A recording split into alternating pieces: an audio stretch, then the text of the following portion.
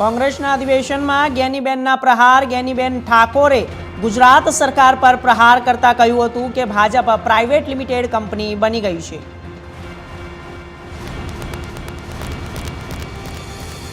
બારડોલીમાં ભાજપ સ્થાપના દિન નિમિત્તે સંમેલન યોજાયું. 84 તાલુકાના 264 બૂથના કાર્યકરોએ હાજરી આપી. ધારાસભ્ય ઈશ્વરભાઈ પરમારના અધ્યક્ષસ્થાને યોજાયું સંમેલન.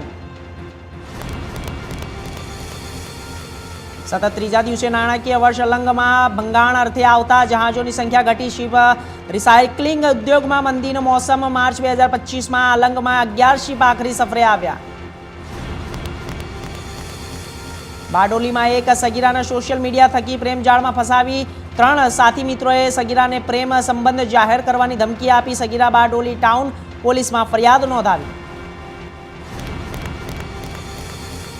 મહીસાગરમાં માર્ગ અકસ્માતમાં એક વ્યક્તિનું ઘટના સ્થળે મોત.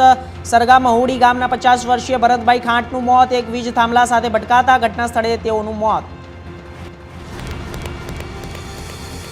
ધોરાજીના મોટી મારડ ગામની ઘટના. ખેડૂત પિતા અને પુત્રનું મોત. વાડીએ દવાનો છંટકાવ કરતા ઝેર ચડી જતા મોત નિપજેલ. મૃતદેહને પીએમ માટે મોટી મારડ હોસ્પિટલમાં ખસેડવામાં આવ્યા.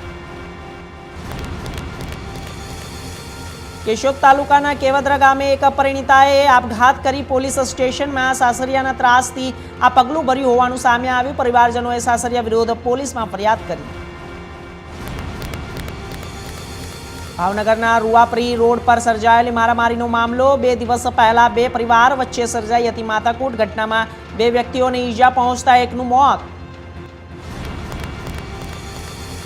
જેતપુરમાં એક વૃક્ષ અચાનક ભડભડ સળગવા લાગ્યું. વૃક્ષમાં આખું ફાયર ફાઇટરનું પાણી મારા બાદ આગ બુઝાઈ. આગવાળી જગ્યાએ બિનખેતી પ્લોટિંગમાંથી મંદિર માટે છોડવામાં આવી. ચંડીસર પંથકમાં ગૌરક્ષકની આડમાં ચાલતી ખંડણીની પ્રવૃત્તિઓનો પર્દાફાશ. વાયરલ થયેલા વિડીયોના આધારે ગઢ પોલીસે 4 શખ્સો સામે ગુનો નોંધ્યો.